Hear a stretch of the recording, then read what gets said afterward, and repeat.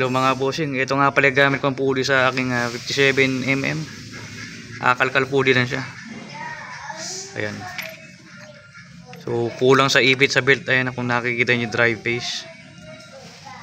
Kaya magpapalit ako ng aftermarket AEK o AEK pulley 13.5. Ayan. Yung gamit ko nga pala ng pliable, ito Racing King. Ayan yan. Quality din naman, mura pa sa Orange app. Pati yung clutch spring niya gamit ko. Ayos naman, budget mo. Huwag niyo na hanapin yung kunat ng CRP. Pwede na. So ito nga pala yung kalkal pulley. Wala namang problema sa kalkal pulley, basta quality yung gawa. Ito sadya nakukulangan lang talaga ako. Hindi ubos yung drive phase. Kahit sana hanggang dito lang sana naabot. So ano siya, kulang siguro sa ipit. Kaysa pa machine shop ko ito magkabila, parang sumibit yung belt. Makapalitan na ako ng aftermarket. Ayan, kumpara natin yung size. Sa ano to, sa oversize. Ayan. Kung nakikita nyo, mas malaki yung aftermarket.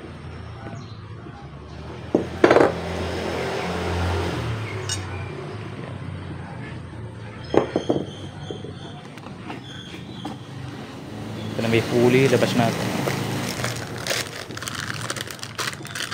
Budget pulley lang yan, kahawig ng JVT sa ano, sa Orange App na nabili yan. Yan, kung nakikita nyo yung laki nung over-range itong AEK. Medyo ano kasi yung background malabo. Pero hamak laki na itong ano AEK. Ayun yung ball ramp nya.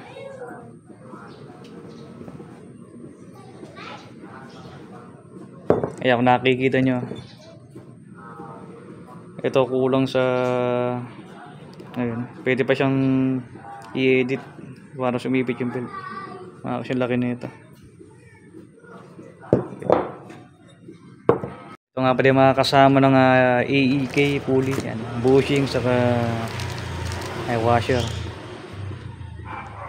Mamagpalit ako ng ceramic bushing ng pulley para mas tumagal ito. Sa ngayon ito muna dahil kinulang sa budget. At i-breakin ko pa ng konti ito dahil madulas. Para meron siyang wax sa factory. Para hindi siya mag-corrode. Hindi na muna ako magtutuno sa pliable. Breakin ko muna ng konti. Saka nga pala yung backplate. Liyahin natin ng konti yung kanto. Para di sumira na pliable. Ayan. Saka medyo tumatama dito sa ball ramp kung nakikita nyo may kasgas. Mamaya ko na pala ilalagay ito. Ayun ang issue dito, ayan.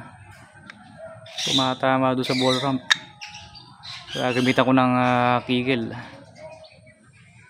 Pag wala kayong ganito, pwede na yung liha. Siguro ipit nyo lang sa yung medyo flat, kahit siguro yung talim ng lagari. Ayan. Kaya pag wala, pag ganun na lang para pantay. Pag nakalagay yung pliable, okay naman pala. Pero iba na yung sure. Ayan yung finished product na.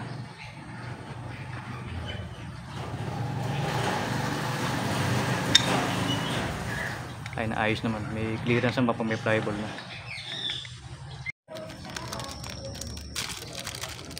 Tuning washer, 0.5 saka 0.3. Nakabukan naman.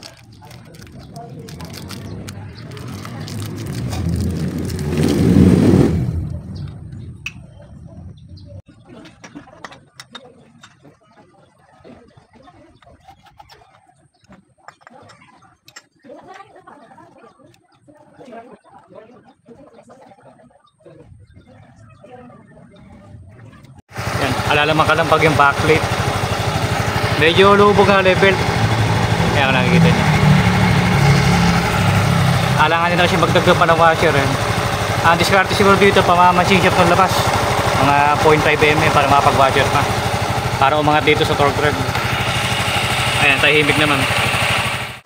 Ito nga pala isang pa ng belt ngayon. Bali 2 mm yung washer. Stock torque drive lang, walang kalkal. Pina-machine shop ko ito ng 1 mm para ma-washer ako mas malaki. Kasi alanganin na ito, yung corona ng kickstarter. Ngayon magde-decapit ngayon. Ito na pinabawasan ko. Kaya magde-isang pa ng belt ngayon.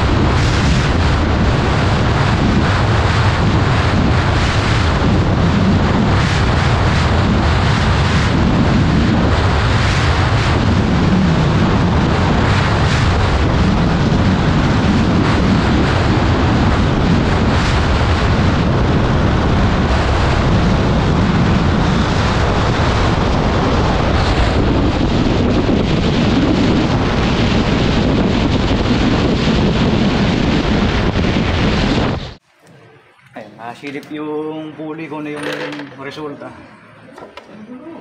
Kung hanggang saan yung inabot ng belt. Lagay mo rin yung pulley.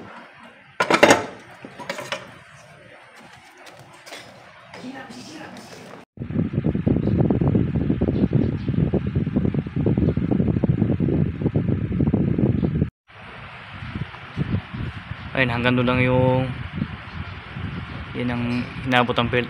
Pero goods na yan, kukumpara naman sa stock, mas malaki itong pulley na ito. Ayan. Yung torque drive, stock lang yan, walang kalkal yan.